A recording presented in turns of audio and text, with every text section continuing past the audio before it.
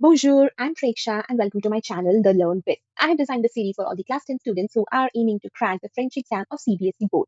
In this series, we are not just learning French but decoding it from the perspective of the NCERT. In this, we are taking the Entre Jeunes 2. Here, we will be taking each and every lesson. We will be understanding its vocabulary, the grammar that comes along, and also I will be giving great tips for the writing section as well as the culture and civilization. So, if you want to score well, grab your notebook, subscribe to the channel, and let's get started. This first video is starting with lesson number 2, not with lesson number 1, which will come in the future. Of course. So we are starting with lesson number 2 here, and here we are going to understand the lesson, understand its vocabulary, and also go through some pronunciation rules. So let's get started. The first chapter is Après le Bac. Après means after, and le Bac stands for le baccalauréat, which is the exam, that is the high school exam for the French students.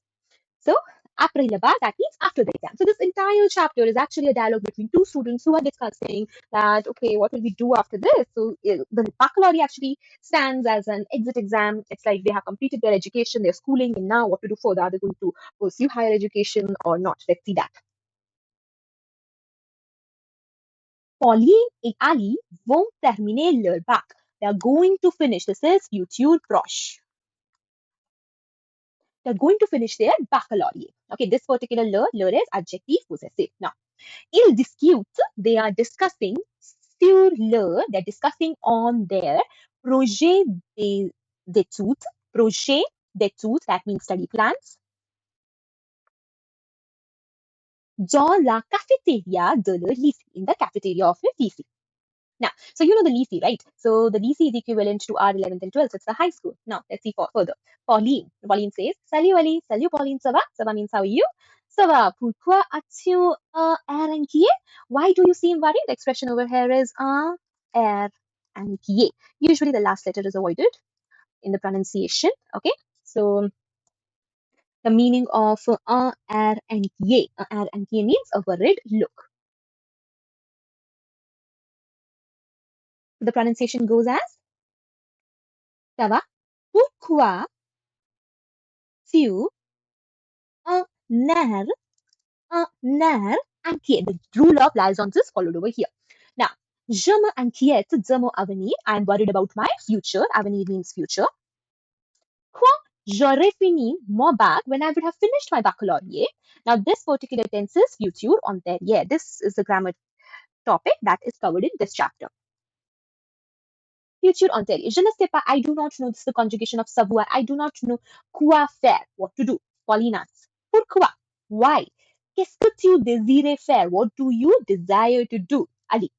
Ali says, je veux continuer. I want to continue mes études à la université. At the university. So I want to complete my education. I want to continue. Pardon. I want to continue my education at the university. Okay. Now, so now she goes further and asks, bien, et alors, good. So what's the problem? Like, so what? Right? Bien, well, et alors, so what's the problem? Now he says, voiture. You see, les études à l'université coûtent, costs. The verb is er ending over here. It costs very expensive. Très matlab very. Très means very, I'm very sorry that I'm switching with Hindi in between. I'll keep it specifically in English and French. So I'm like, pardon me for that. Cher means expensive over here. Okay. Mes parents au Sénégal. My parents in the Senegal. Now he has used the inversion of interrogation. Auront et les moyens. Will they have the means of paying? Future simple. Okay.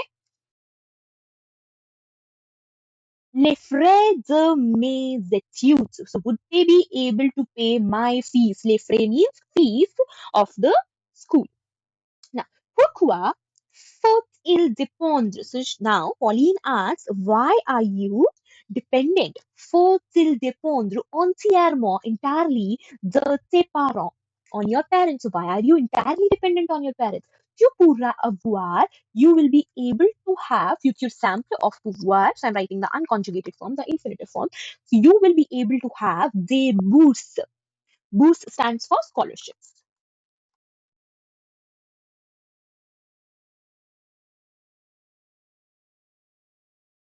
You will be able to have scholarships from the government. En plus, moreover,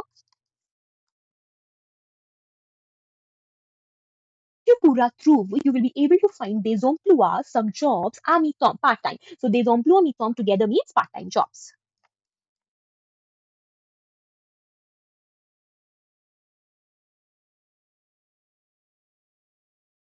If you have any doubts or any suggestions, please write down in the comments. Now, continuing. So Ali asks, for example, he's asking like the what kind of part-time jobs. Now Pauline is continuing.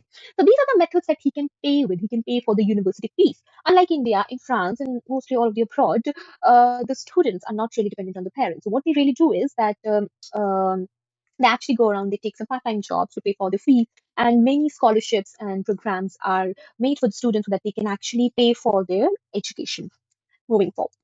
Pauline. So Pauline replies, Le soir, in the evening, quand tu seras rentré, when you would have come back, rentré. Rentré means to come back de la université, from the university. This tense is again future antérieur, which we shall be discussing in the upcoming videos. Après le coup. So in the evening, when you would have come back from the university after the classes, tu pourras trouver, you would be able to find the petit emploi, some small jobs come like faire du babysitting, to do babysitting. That is also known as garde. You can also use the verb like garde. Okay.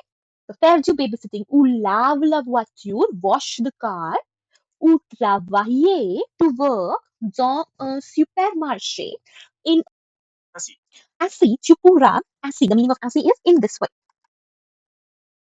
In this way, you will be able, gagner, to gain, ce qu'il faut, you will be able to gain what il faut, it is necessary, pour faire, for doing, is études, for doing your studies. So you will be able to gain just what you are actually required to pay for the study. So whatever you need, your tuition fees, after the scholarships, or whatever it is, you will be able to earn that much by these small jobs. Now, the other response, merci beaucoup pour tes conseils, for your advice. Tes paroles, your words, m'ont beaucoup soulagé. Okay, so parole is like a nominal form of parler. Okay, now he's saying tes paroles m'ont beaucoup soulagé. Soulager means to relieve. So it relieves me a lot. I'm writing it here. Your words relieved me a lot. Bien, well, à propos, quels sont tes projets? À propos. So, à propos means by the way. By the way, quels sont tes projets? What are your plans? Les lettres et les sciences humaines ne m'intéressent pas. So she says, literature and humanities do not interest me. Please listen to the pronunciation once again. Les lettres et les sciences humaines, the H is avoided, ne m'intéressent pas. J'ai envie de faire d'autres études. I want to do some other studies. Okay, so she's not interested in the arts and the human science. She's interested in, alias concours, like what? And she says, je voudrais entrer, I want to enter, dans un, in un, IUT. So IUT is like in Technology Institute there. Okay, so it is EUT. This is how you need to pronounce it in French. Faire mes études de technologie, in the technological studies. C'est cool, these courses ne sont-ils pas chers? Are they not expensive? Pauline replies, si. Yes, so when your question is in negative, it was negative, and you have to answer in a positive manner, so we use si. Si. Mais mes parents sont assez riches pour payer mes études. But my parents are enough rich. For paying, payer, mes études. Quand je serai, when I will, sera sorti, serai sorti. This is again future antérieur. So when will I would have got out of the sixth institute, of this institute, je pourrais chercher un emploi. I will be able to find a job. Bien, bonne chance. Well, best of luck. Bonne chance et à toi aussi. Bonne chance à toi aussi. To you also. So that was it for the chapter. And if we see like what is usually asked by the CBSE in this particular context, they can ask you what are your future plans. Well, such general questions are also asked. Other than that, how can the kids actually pay for their education? So this particular part where they mention about the scholarships, about the part-time jobs, these are the lines that we have to remember. And other than that, what kind of part-time jobs? So this particular part over here. So these are the few questions that they ask. Other than this, they also ask questions around what is your favorite subject that you would like to pursue. So something related to literature or humanities. And this is the entire culture and civilization that revolves around it. I'm going to take up some back exercises questions as well for more clarity of what kinds of questions come. And even the last of the series, we are going to take around 2 to 3 PYQs and a mock test for a better understanding of the type of questions that come. And we're going to solve it thoroughly as indicated by the blueprints and the marking scheme given by the CBSE itself. So please stay with me. More videos are going to come. We're going to tackle down each and every chapter in this series. Thank you so much. Merci beaucoup. Au revoir.